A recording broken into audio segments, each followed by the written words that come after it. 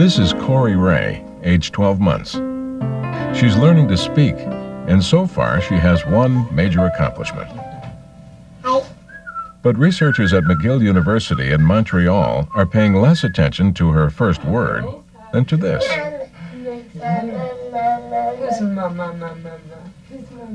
Listen to that again.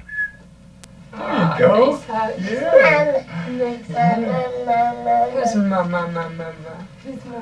This is babbling, when a baby repeats a syllable over and over. All babies do it. It's part of learning to communicate. But according to psychologist Laura Petito, babbling is not language as we know it, as meaning and content. It's language as a baby knows it, as forms and sounds. The important thing about the way children use these forms is that they don't mean anything. There's nothing in the world that they're referring to. It is a stage of human development where the child is simply playing with the raw form of human language. Well, how did you know she was babbling? What was ba, ba, ba, ba, ba, ba. She just started. Ba, ba, ba. If Corey Ray doesn't mean anything when she babbles, then why does she do it? Most linguists think that a baby like Corey Ray babbles because she is establishing control over the muscles that produce speech. Laura has a much more radical idea. She thinks Corey Ray is babbling not because her vocal tract is maturing, but because her language ability is maturing. This disagreement is fueling an intense debate about the nature of language itself. Here's the central question.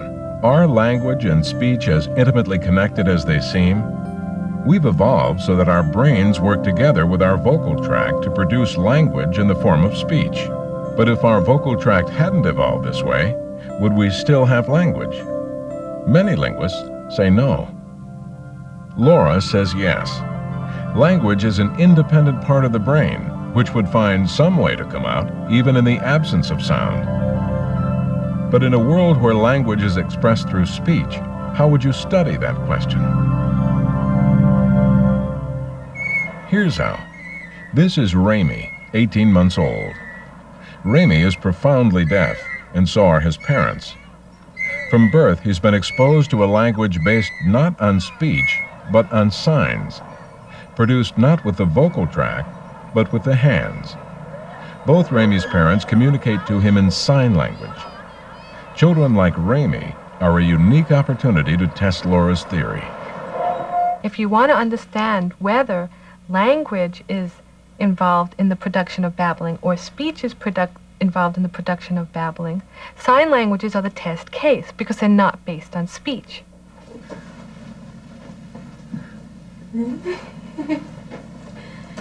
If Laura's theory is right, if babbling is tied to language and not to speech, then deaf kids like Ramy should babble.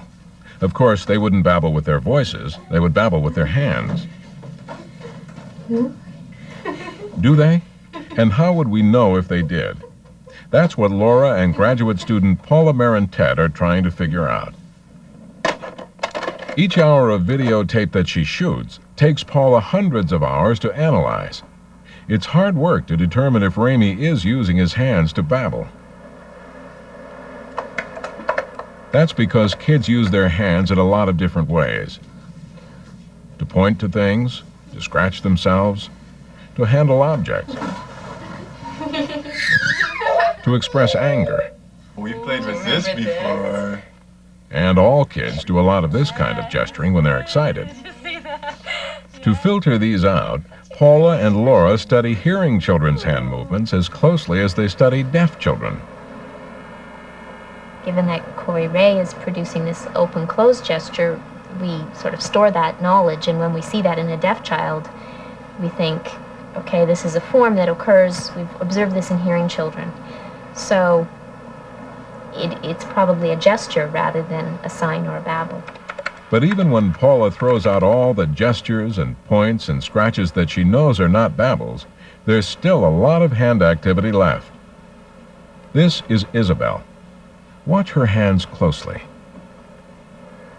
This gesture has never been seen in hearing children, and it doesn't refer to anything. Now Paula can move to a new level of analysis.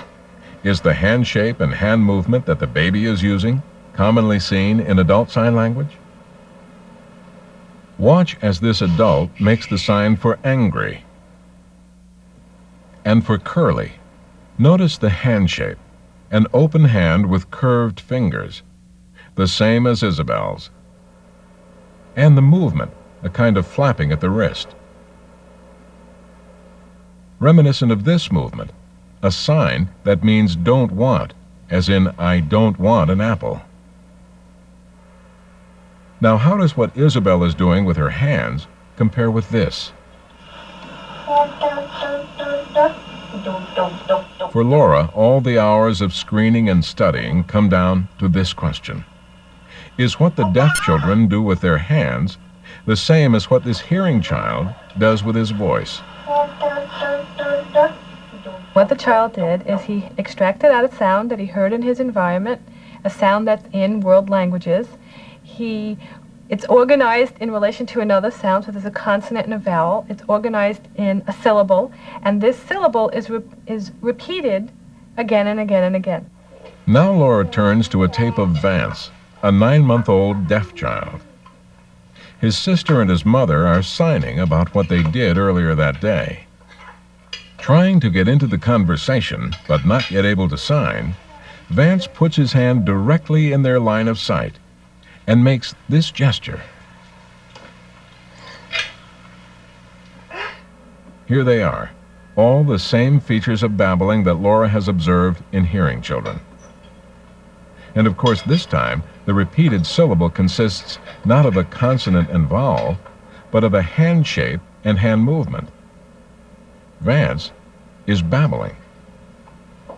He's not actually signing the way his mother and sister are, but he's taking the first step.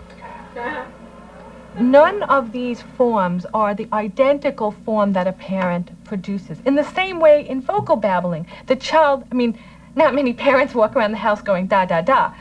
Nonetheless, children produce those forms. So the babbling is the child's active attempt to master the form of language, to listen to the environment, to look at the environment, to look for a particular structure, to extract out that structure, and in little baby steps play with the forms of language in an attempt to build and master a target language.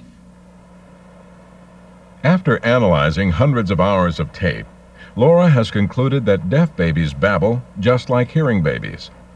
And that's vital evidence for the theory that language does not need speech to express itself. It will find a way out by whatever means are available.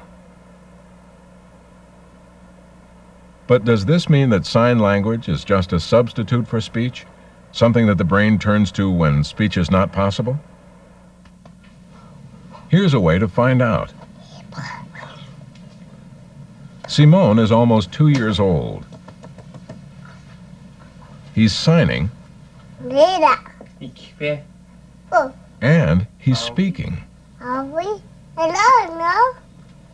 His mother is profoundly deaf and signs to him. His father is partially deaf and speaks to him in French. Simone, who has normal hearing, seems perfectly comfortable with this arrangement. For Simone, it's very natural. He never gets frustrated with it. He doesn't really make a distinction between the hearing and the deaf. People are very surprised that he can sign. He's like a model to the world. Simone is learning both to sign and to speak. But does he find speech more natural, easier to learn? Paula and Laura have been videotaping Simone since he was 4 months old. And here's what they've discovered. Simone is passing every major milestone in language learning, in both sign and speech, at exactly the same time. One of these milestones is putting 2 words together. Partir lolo, he says in French. The water's all gone. A few minutes later in the tape, he's putting 2 signs together. He signs monkey and then same, meaning the monkey in the room is the same as the one in the book. It suggests that the brain doesn't care if one is a signed language and one is a spoken language, that it can take input from sign or from speech equally well and do what it needs to make a fully productive language. Years of painstaking work on babbling and language learning are bringing Laura closer and closer to the ultimate goal, understanding that highly inaccessible part of the brain, which is language itself.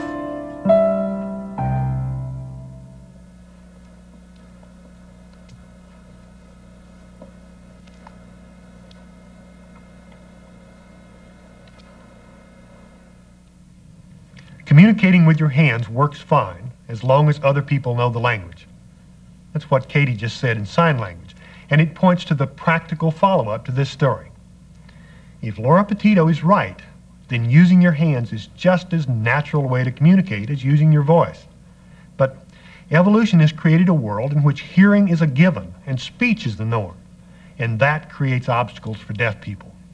For example, think how much you'd miss watching television without sound. Actually, thousands of deaf people see Frontiers and many other TV programs this way. These captions are broadcast along with the regular TV signal, but you normally don't see them unless you have a decoder. Captions help bridge the language gap, and they're a great example of the way technology should work. It doesn't get in the way if you don't need it, but if you do, it's right there.